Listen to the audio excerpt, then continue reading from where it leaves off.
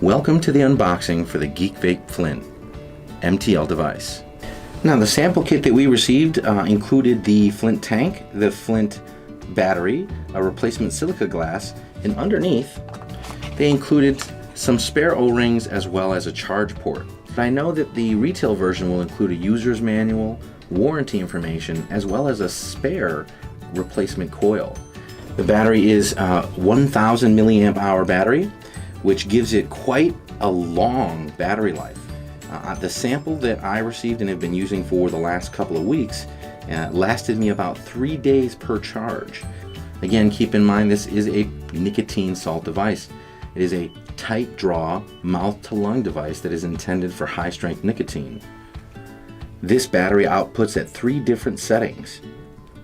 Red outputs at 3.2 volts, blue outputs at 3.5 volts, and green outputs at 3.8 volts.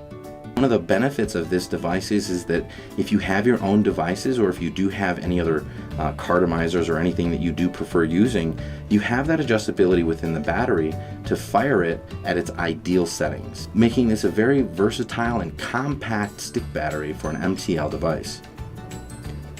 As with a lot of the products that Geekvape has been putting out as of late, the Flint comes with a resistance of IPX5, which makes it quite water resistant. My understanding is that with this current rating, it should be able to withstand the amount of water that would be subjected from a tap or a faucet, making this thing quite leak proof.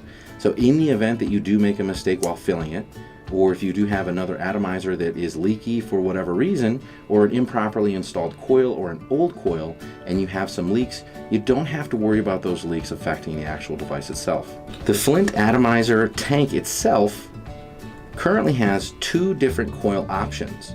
In the package, it comes pre-installed with a 1.6 ohm coil, but there's also a sample for the 1.2 ohm so that you can figure out which one you like best with the nicotine salts that you vape. Again, these NS specific nic salt coils are intended for nic salt juice. The 1.2 ohm coil is intended for the low strength nicotine, while the pre-installed 1.6 ohm coil is intended for the higher strength nicotine salts. The total fill capacity of the Flint tank is 2 milliliters.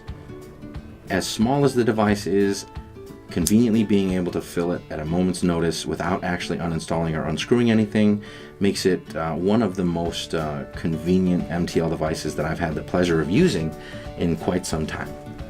The tank comes with 5 different adjustable airflow settings that are very easy to select with the airflow ring control, the AFC. The Flint has several built-in safety features which are very common with these devices nowadays.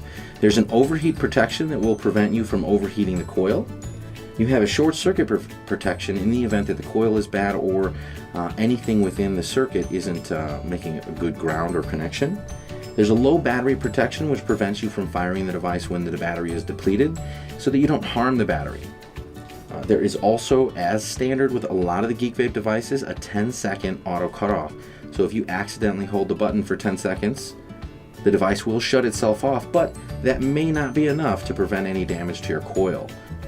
This thing is going to stand the test of time and hopefully give you a long, long life of enjoyment.